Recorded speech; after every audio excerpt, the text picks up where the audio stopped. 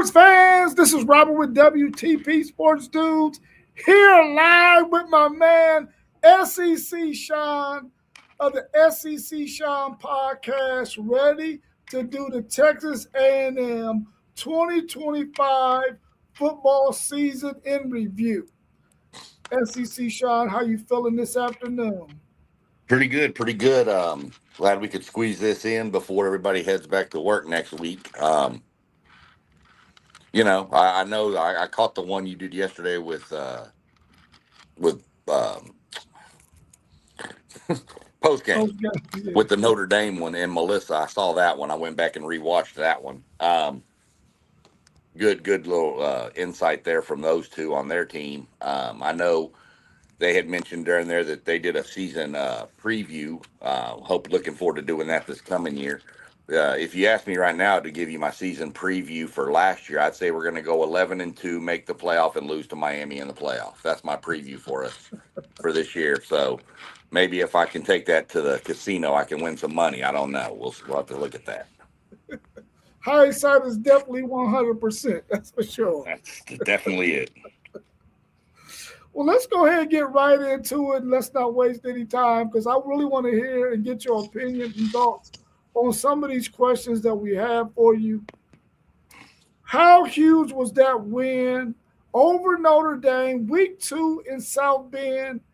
And that win, did you feel like A&M was going to have 11 or 10 plus win season?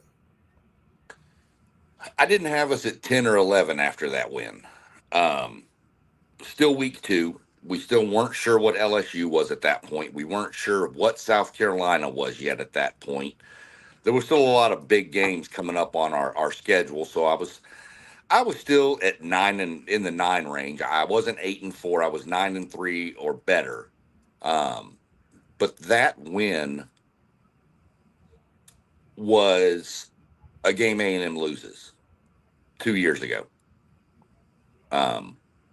That's a game that they didn't know how to win under Jimbo Fisher, even going back to Kevin Sumlin. They didn't know how to win those. They couldn't finish games like that. If A&M needed a last second drive to score a touchdown to win a game, it just wasn't going to happen under the previous regime. And that's what I see with the coaching staff, the culture change and the belief that we're not out of any game. We can be in any game we want, and we can win any game. I didn't really know about 10 or 11 wins at that point. I was really excited for the confidence it seemed to brew for the team and the proverbial getting the monkey off the back of, oh, wait, we can compete with good teams. We're a good team. That kind of mentality is what I took out of that game. Yeah, for sure, for sure. So let's turn our attentions to Marcel Reed. He played really good in that game. At that point, did you see how much he had improved? And also, what did he mean to A&M's success this past season? The crazy thing about that game was Reed played well if you look at stats, except for completion percentage. I think he was 17 for 37 for like 360 yards or something. It was insane. I will say to give some credit to Notre Dame, I think they were still trying to figure out defense at that point, and we kind of broke some explosive catches on them and stuff. So, but that early in the season, everybody's working on things.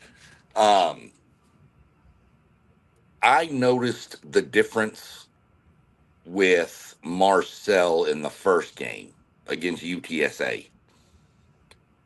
I could see the emphasis on passing. The previous year, last year, even you as a Texas fan, or even if we have anybody else jump on here that watched a lot of A&M last year, Marcel was run first, throw second. And the emphasis this year was throw first, run second. Now, I think towards the end of the season that hurt us, and we can get into that in a little bit, I'm sure. But I saw the progression. He seemed more accurate. He still had moments where he just doesn't get his feet set. And when his feet are not set, it's like every other quarterback. Some quarterbacks can get away with it.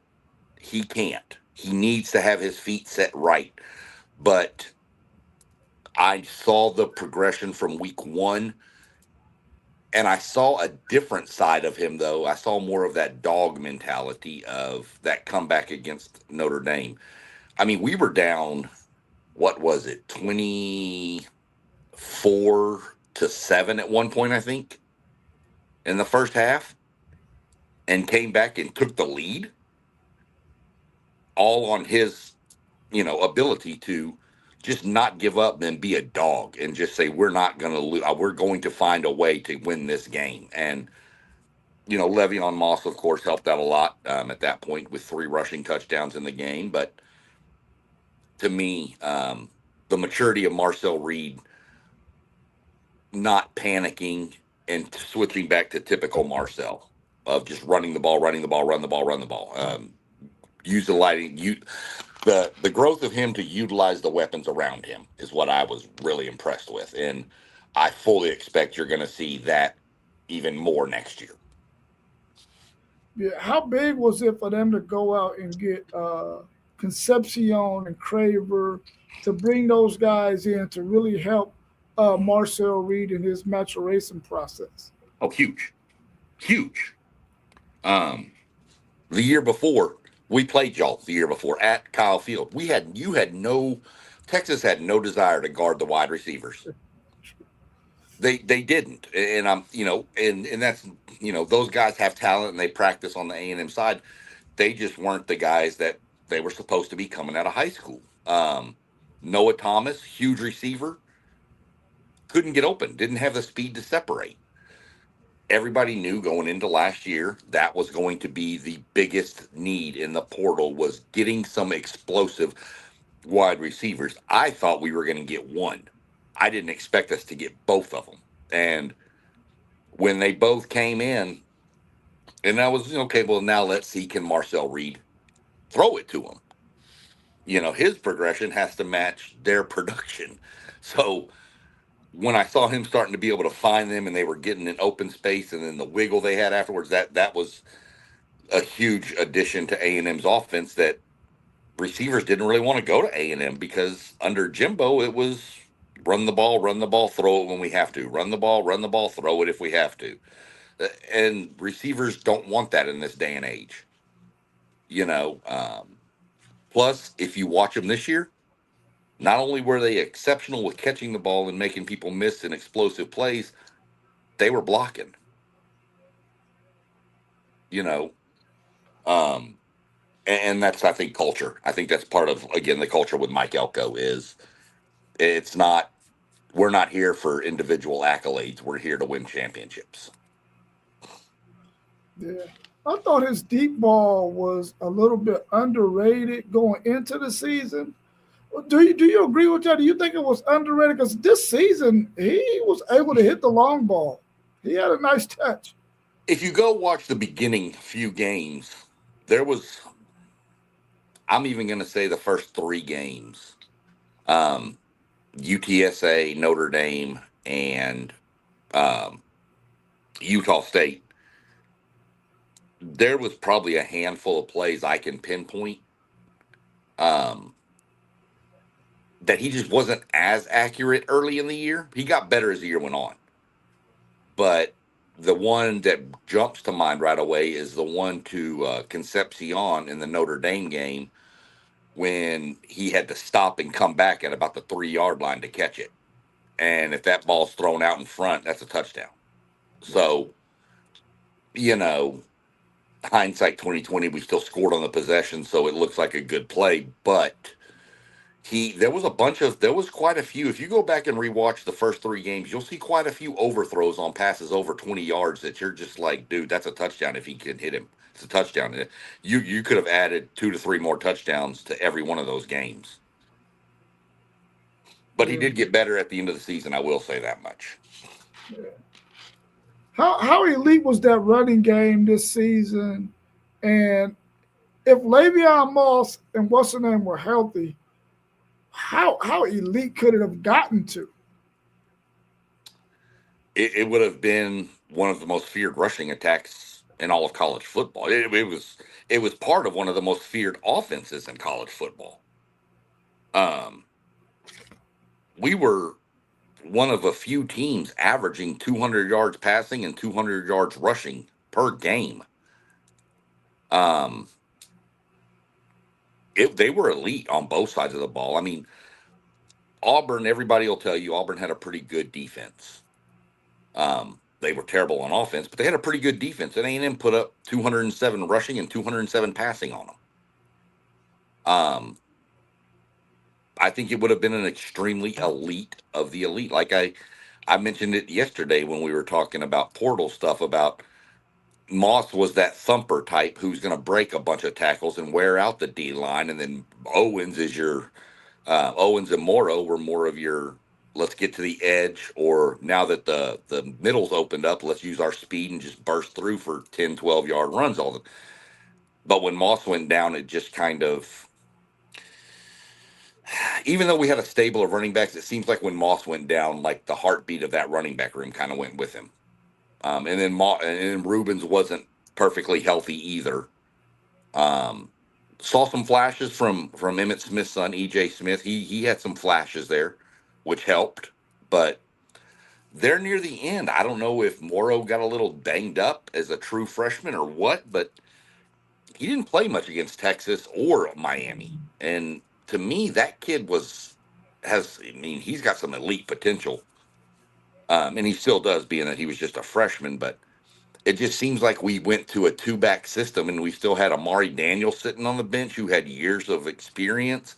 You had Morrow. Like, again, I don't know if Morrow was hurt or not, but Daniels, Owens, and EJ Smith, with those three, you could have spaced it out, and then they're all three a little different. I mean, Daniels can still run you over and break tackles. So can EJ Smith. I just feel like Moss was the heart of that running back room, and when he went down, it's like they didn't know what to do. Um, I love Ruben Owens. I just don't know that Ruben Owens is ready to be RB1. Yeah, I know Texas really benefited from the fact that Le'Veon Moss didn't play last year and he didn't play this year. Yeah, So that was definitely a benefit for Texas, him not playing for A&M these past 2 seasons. Did you have any concerns about the run game once Moss went down? And did that make Reed's legs that much more important the rest of the season? it did. Um, it definitely made Reed's legs more important. The problem I have with that, and I looked at some of the questions coming up, so we'll get more into my problem with that here in a few minutes. Um, was it's almost like the emphasis to make him just throw the ball got too much. You almost took away his running. People weren't afraid of him running. Like when he would rant, like go back to the LSU game, like one of the first plays of the game, he drops back, doesn't like what he sees, and he just bolts 40 yards for a touchdown. That just wasn't there. We didn't try it against Texas. Didn't really. I mean, he did it a couple times against Texas, but that was more of necessity of trying to get away from Colin Simmons. But he he didn't look to run. He looked more like let me just move and throw the ball. Like that's what they wanted him to do, and he's he's not there yet. He's not that accurate of a passer. He's not a Julian Sand in the pocket. Okay, he is more like even a Vince Young. Can hit the ball once in a while, but you like him when he's running probably a little bit better. Um, so I was very very concerned when Moss went down. I mean, I say concerned. I thought we had enough stable there back there, but it just proved to me that Ruben Owens needs to take the step Marcel took this year, next year. Ruben Owens needs to realize I'm the man. This is my running back room. I am him, and take it over. Um, he he has to have that mentality, and if he gets that mentality, and Marcel has that mentality, it's going to be pretty nasty again on offense for us, I think. But we'll have to we'll have to wait and see. But yeah, I was very concerned when Moss went down because I knew what it did to us last year. For sure. Our man Mossberger, Level Up Sports 10. Thank you for that super chat. He said, "Good evening, homies. Great show." And just thinking about it, it all started from biscuits and gravy with hash browns and more. He Yeah, said, "Love y'all." That's how we got in contact with our man SEC Sean. He was at Mossberg's job, and they got to talking about sports, and it's been on and popping ever since then. And SEC Sean has been a great addition to what we try to do here on all of our channels, from WTP Sports News to Level Up Sports 10 to Blitzburg to the Post Game 86 podcast, City League TV, the whole gamut. One Take Zay, all of us, man. So we appreciate Mossberg. Thank you again for that super chat. And thank you again for adding this addition, SEC Sean, to what we do here. Thanks again, bro. yeah. I was laughing about that the other day. Me and the wife. In fact, we went up there last night and grabbed some biscuits last night. Um, but I was sitting there and I was like, this is crazy that we had left. I want to say I don't even know where we were. We may have been at the barbecue joint I go to, watching something, a football game or something, and stopped in there or something. And he was there and we just started talking ball. And next thing you know, we go outside to get ready to head. We were there for like 3 hours talking ball. It was a slow night for them, so he had time. And then the next thing I'm in the comments with y'all, and then all of a sudden I get invited to be a real member, and and we just kind of take off from there. It's just crazy how things like that work out in my mind. I've mentioned it before too about what were the odds of having him run into a Texas A&M fan in Columbus, Ohio, to Right. bring on to go back and forth with you, Yeah. and even our buddy Doug when he joins us, um, you know, to bring that rivalry. I mean, so it was just crazy the way things worked out, but it's been fun. It's been a great time. I've enjoyed every second of it. Just trying to make us one of the better, groups of guys talking ball and all kinds of sports, and just make us something people look forward to listen to. Try to make it a little fun, make a little laugh, things like that. Just crazy how it started, though. He is 100% right. Yeah, for sure, for sure. So the Aggies are 11-1 at this point in the at that point of the season. The defense has been giving us some points in games, but they won. What concerns did you have about the defense this season, this past season?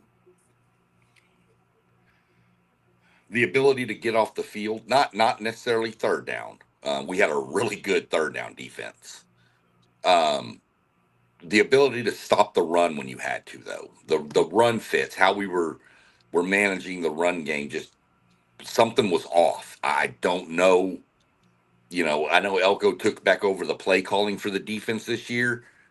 It's just that something was off.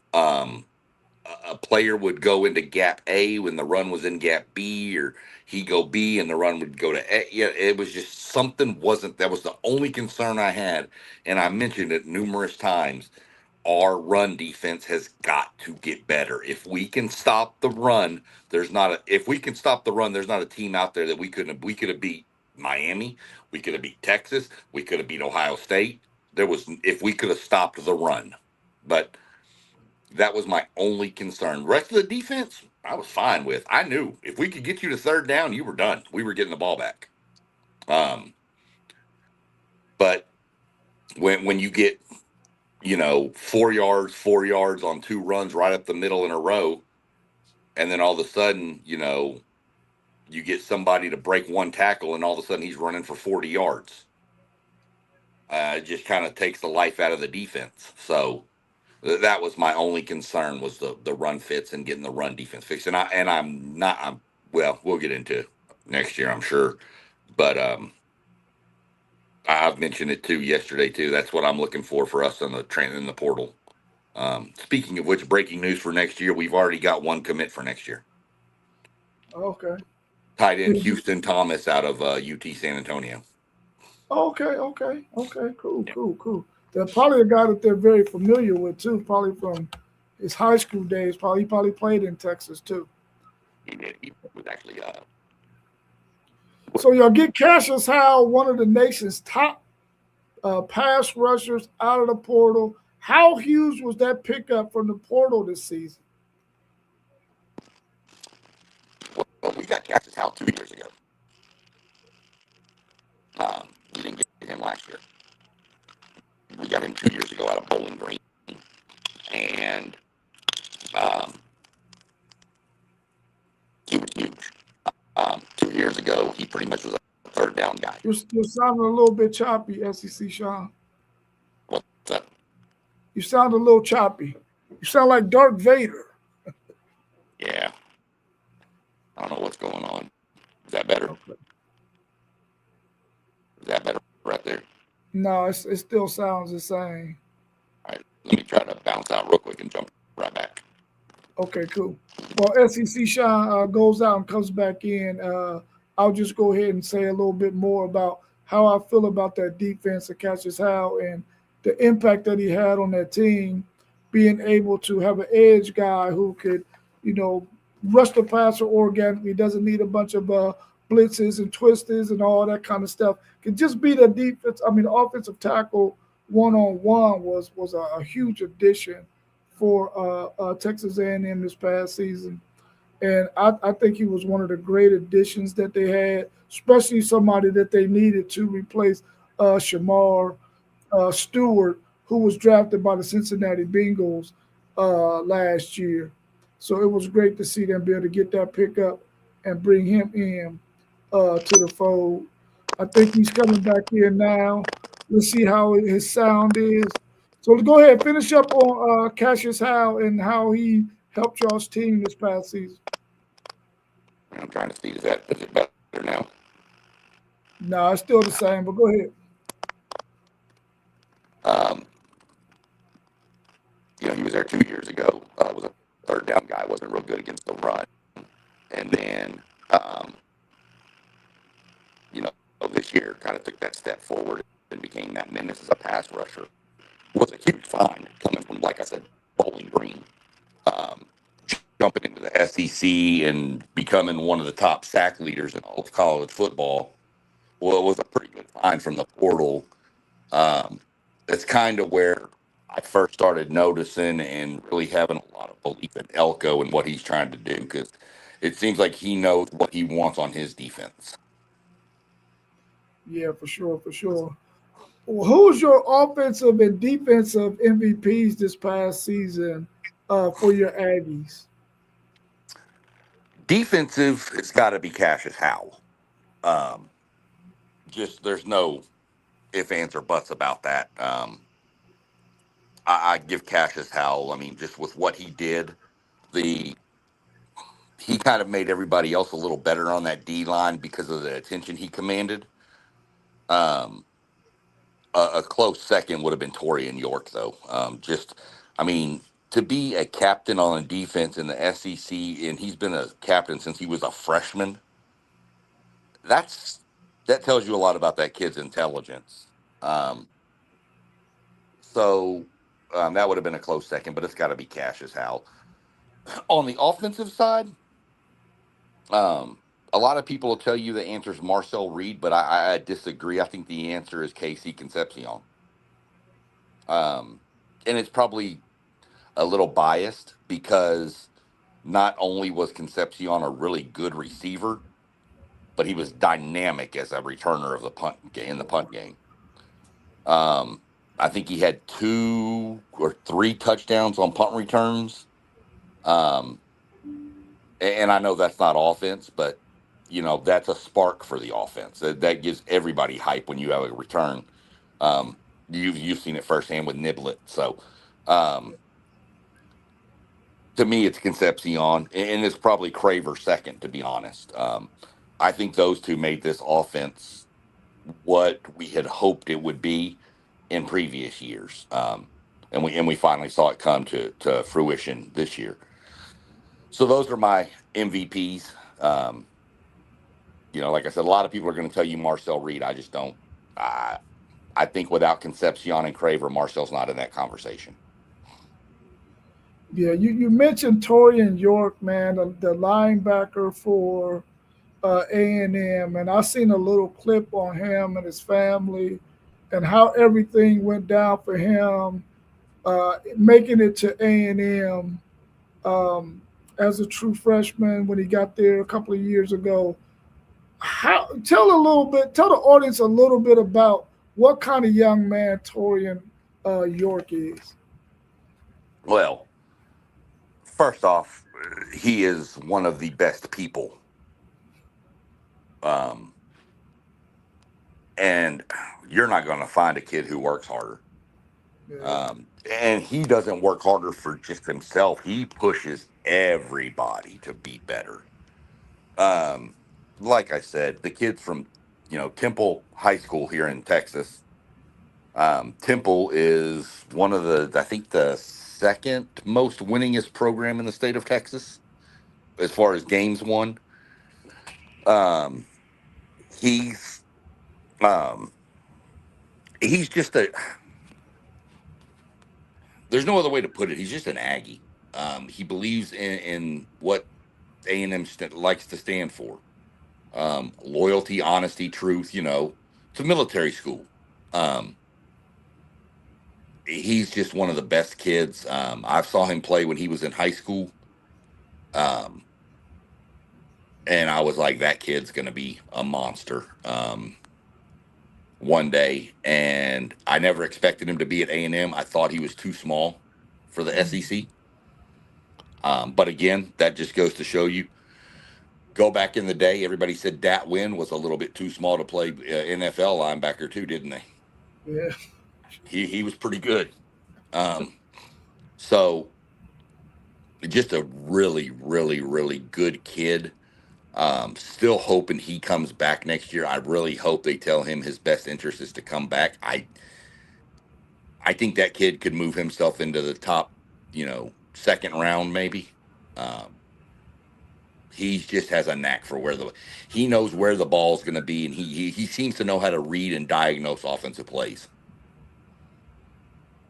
yeah, yeah. I agree with you on Torian York, man. He's a really, really good human being, man. And just when the clip that I seen about his story, man, and what he's doing, I hope that he comes back to A&M too, and go ahead and improve his draft stock going into the NFL next year. I really hope he comes back as well.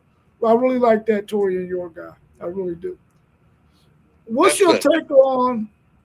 Oh, you just gonna say something else? Well, that's just what makes college football to me. It's not, it's not the Jeremiah Smiths, and I mean I don't mean that in a negative way against him or the Ryan Williams or the Malik Tonys, or it's the stories behind those kids. That's what makes it to me.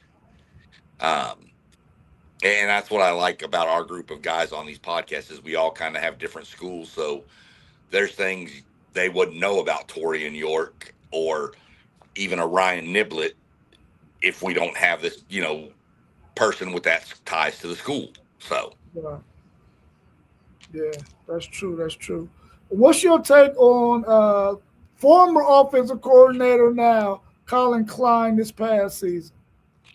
well, I think you know my take on this. I'm glad he's gone. Um, I think Colin Klein is a hell of a coach. I think we made a massive mistake letting him stay to coach against Miami. I think we should have turned it over to somebody else. I think he had too much on his plate to do both jobs well. And I think you could see it if you look back at that Miami game. I mean, I know the wind was crazy there, and that's fine. That's all great. They had to play in it too.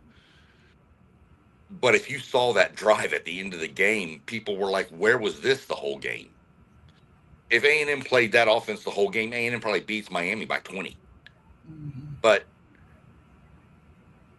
where was it? He was too conservative against Miami in my mind, and I think part of it is he was too busy between other duties he has at Kansas State, which is understandable. But that's why, to be honest, when it came out right before Ohio State played, Ryan Day came out and said, "No, I'm calling offensive plays. He's got too much on his plate." I think he saw what happened at A&M and realized, "No, we got to make sure we're locked in." Call it for what you want with the play calling on both teams, but I think Colin Klein is a great guy. I think he helped Marcel Reed a lot. There was a lot of speculation that Reed might be thinking about moving on to Kansas State, but I think he's staying at A&M obviously, but I think that was some speculation that he was going to go to K-State because of the growth he had.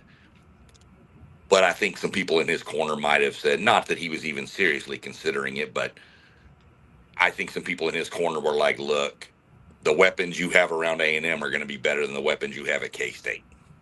Um, your potential, your earning potential is higher at an A&M than it is at a K-State. Nothing against K-State. I don't want to make like I'm knocking teams here, but it's just a fact of the matter. Um, you can say that about numerous schools. So I wish Colin Klein well. I'm glad for him. I think that Avery Johnson kid at K-State's going to have a lot. I think you're going to see something out of him next year.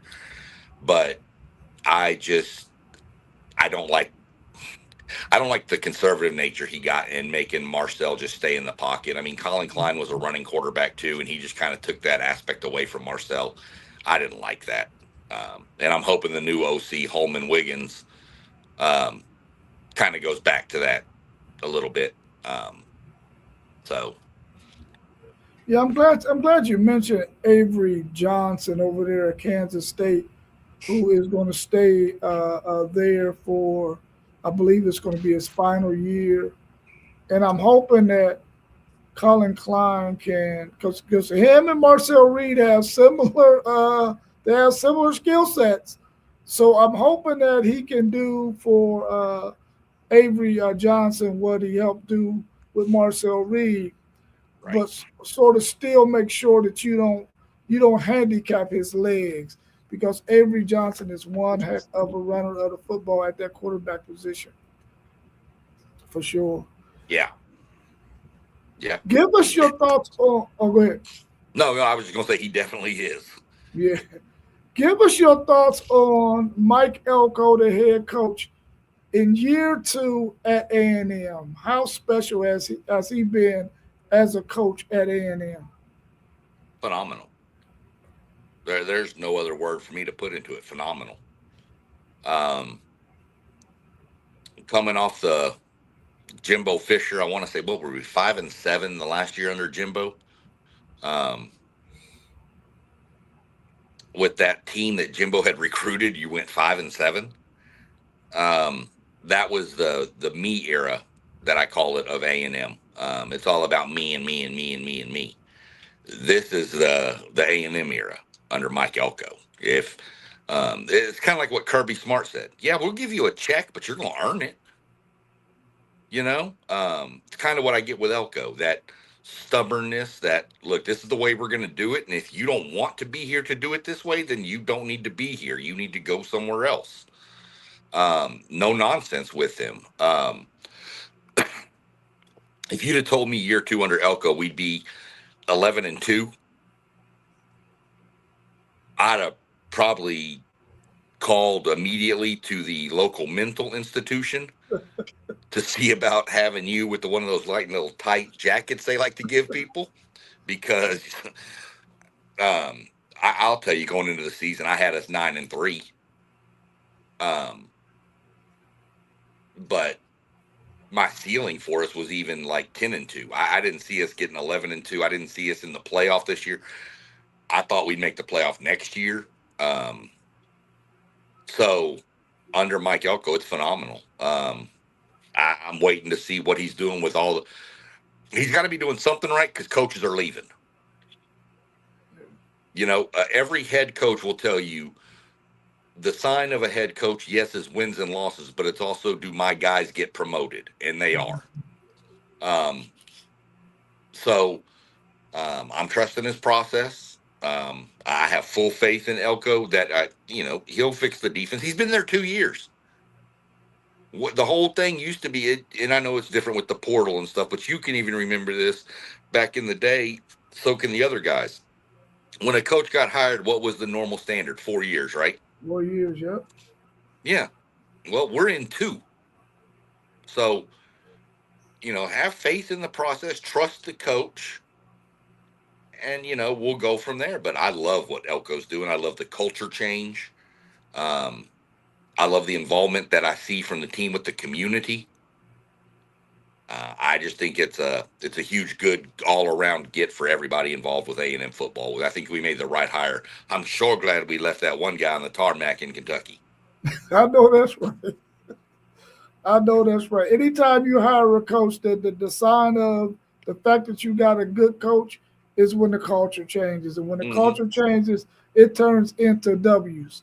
So I'm glad that Mike Elko was there and he's having success as well. Yeah, y'all went through it for a few years at Texas when y'all went through the whole Charlie Strong and Tom Tom Herman, Herman, yeah, yeah, yeah, and man. then Yeah. even so one bad coach hire can derail things for a few years, and y'all are back on track now under Sark, and I'm feeling like we're back on track where we should be as the two flagship schools in the state of Texas.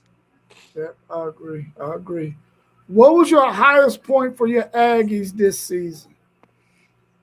I didn't have a highest point; I had a highest points. One, the win at Notre Dame. Two, the comeback against South Carolina. Um, that was actually probably three because I was pretty pissed off at that point and went and took a nap. I turned the game off. Um, Probably the second highest would have been running LSU out of their building. Um, that's always a fun thing for any fan base to do when you go to Baton Rouge. Baton Rouge is a hard place to play, and when you can empty it out in the third quarter, you've done something special. Those were the two highest points of the season for me by far. Yeah, easy. Those two for sure. I will say I was really impressed. This goes back to the Elko thing. I was really impressed with the way we had that stretch of three straight road games in the SEC, and everybody said we need to go 2-1. We need to go 2-1, and nobody said we're going to go 3-0, and then they wound up doing it. And that's kind of when I started getting real. Okay, this team's got something with them. But yeah, those were all my high points of the year. You mentioned LSU, man, and now that they got a new coach, and of course this isn't a question about Texas A&M, but it's about LSU. How important is it going to be for? Because we just talked about if you don't have the right guy coaching your team and the culture isn't there, it doesn't transfer into the wins that you need. LSU now is bringing in Lane Kiffin. How important is it for LSU to turn this thing around and be competitive? Both of us being SEC guys, for them to be relevant in the SEC so that the SEC can start to close this gap that it looks like the Big Ten might be trying to create. Well, um, first off, I can't stand Lane Kiffin. I'll just throw that out there real quick. You might Um, be 2 billion people that agree with you. well, um, and there'll be a lot more if he don't win at LSU. But the the thing with Kiffin is, and I'm gonna throw this out there real quick. There's a bunch of stuff online that I was reading before we jumped on too, since we're talking LSU, that Kiffin is blocking players from putting their names in the portal. Yeah, What? he's trying to block these offensive linemen from going into the portal. The players are coming out saying, "Turn in my paperwork, please." Yeah. Um, Wow. Well, here nor there, that may, we can verify that that's what's on social media. And that was actually from a player's Twitter account, though. So had the blue check mark and everything. So we'll see. But if he's doing that kind of stuff, that's a bad look for LSU right now. So I think we can all agree with this statement that there's a few select teams around the U.S. and in college football that when they're better, college football's better. Florida State's one. Nebraska's one. USC and LSU is definitely one of them. Yeah. Penn State's another one. When those teams are good, college football is better. And a few of them have been down for a little bit, and that's it happens. It's the cycle of sports. But Kiffin better figure it out, because I don't hear a lot of buzz about LSU with all these portal players as you're used to hear with him at Ole Miss. So I don't know what to expect from LSU next year. We're going to wait and see. We will definitely have to do a preview for LSU, I think, probably for all the SEC with you, me, and Doug. But he better get some portal players, because they don't have a lot on that roster with what has already said they're entering the portal. Cade Durham's already entered the portal, too. They're running back. I expect him to probably land at SMU, to be honest. Local Dallas kid, Duncanville High School. But he better hit the portal right, because if he goes to LSU and they go 5-7 next year, brother, it ain't going to be pretty. Yeah. They don't have an easy schedule either. Nobody does next year. Yeah, no, nobody does. You're right about that. Good You're Lord. right about that. What was most disappointing about this past 2025 season for you and your Texas A&M Aggies? It's the last two games. I don't even know that the Texas game was as much disappointing as the Miami game. I know Texas is the rival and everything, but that Texas game, it really didn't mean anything for A&M. And I know that sounds bad, but it's the truth. You can say it's a rival and you're going to get up for your rival, but when you've never had the taste of the playoffs and the success, and everybody's been giving you high fives and love and pats on the back because you've made the playoff, even if you lose to Texas, and I'm not saying we weren't up for Texas, that's why they won. I'm not saying that at all. Texas played better that game than we did. I just don't think we were as focused in as we could have been. I think I heard some of that from Elko too, stating that maybe they were looking ahead a little bit to the playoff. And the way we played against Miami was probably my most disappointing, because that wasn't indicative of A&M football this past year. That looked like A&M football under Jimbo Fisher. That's really what it looked like. It looked like we regressed to that level. And it left a bad taste in my mouth the way the season ended. I was fine with it, with us, the way our season went and what doors we did knock down, but now we got to knock down more. But that was probably the most disappointing, just the way it ended, especially when we had 1st and goal at the 4-yard line to tie the game, and you don't even try to run the ball, and you still had 45 seconds with like no timeouts. I get it, but you're on the 4-yard line. You could probably do a zone read with Marcel and walk him into the end zone. So I didn't like all the play calling, but that was the most disappointing. But all in all, I mean, it is what it is. We got in the playoff. Now we go from there and build for the future. Yeah. What is one of your goals? What is one of the goals you want Texas A&M to achieve next year? Then we'll go ahead and wrap up the show. Make it to Atlanta. Yeah. That's goal number one. Make it to Atlanta. Don't care if we even win that game. Just make it there. with a 9-game SEC schedule next year, that may be a little bit more difficult to do for everybody, not just us, just everybody in general. But even not making it to Atlanta, putting our name in the mix to be in Atlanta, coming down to the last 2 games of the season against OU and Texas, which is not fair at all.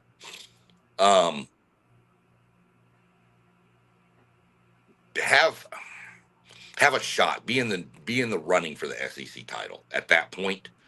Because I think I'm not going to say we need to go 11-2 or 12-1 next year to justify Elko. I just think we need to. I'd be fine with 9-3 next year if every game was competitive and we lost even a game here, a game there. Because I think next year you're going to have teams drop games they shouldn't, and you're going to have teams win games they shouldn't. Mm-hmm. I think the schedule is just going to be so brutal. Y'all. I don't know how y'all are going to survive. It's going to be brutal. That 8 straight games is going to be brutal. Oh my God! And you're. It's not like your last game is against Kentucky. Your last game's against A&M after playing 8 straight. Yeah. I don't know that y'all are going to have anything in the tank. We're lucky and get a bye like 2 weeks before, 3 weeks before then. Right. But no, there's no excuses at this level of football, especially with everybody getting paid as much money as they are now. I just that's my goal for next year. My goal is to shore up the run defense, and let's continue the growth forward that we started building right now. Yeah. I could definitely see that because the past 2 seasons, y'all were a game away from making the SEC championship game. So y'all right there where y'all need to be, for sure. Well, I appreciate you, SEC Sean, for jumping on such short notice. No, it's all good. Joining me today. All good at all. I mean, everybody go enjoy the rest of the playoffs. Got the NFL playoffs cranking up here shortly. Got college basketball in full swing. I'm sure we'll have some chats on that, and I'm sure we're going to have some fun. We might have to try to do some little fun for March Madness, Oh, yeah, for sure. I might have to put a bracket together for all of us and let us all just go at each other. That'll work. But yeah, so y'all go subscribe, everybody that's down there scrolling on the bottom. Appreciate you, Moss, again.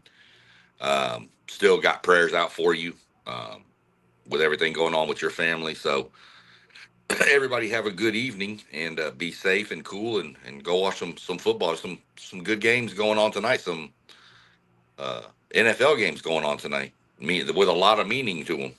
A lot of meaning. So. Yep.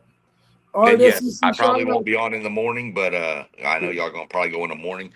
But Myles Garrett will break the sack record tomorrow. I sure hope so. I'm rooting for him to do so. Yep, I believe so. So we'll see what happens. But yeah, I appreciate you letting me come on and talk a little A&M ball. And we may need to figure out how to reflip these roles and let me grill you on University of Texas this season last year. Oh, definitely. You set it up. I'll be here to join you. All right, we're definitely gonna get something set up to do a year in review. So. Okay, cool. Most definitely. All right, I'll talk to you soon. All right. Oh, wait, hold on. We got breaking news here. Some of the coaches from Ole Miss are leaving to go to LSU this week. I seen that. I was like, what? Yeah, it just popped up on my notification at the top, so I wanted to throw that in case people didn't, yeah? That's nuts. You're going to the college football semifinal and you're going to leave. Whatever. Wow, that's nuts. All right, have a good one. All right, you too, Rob. All right. All right.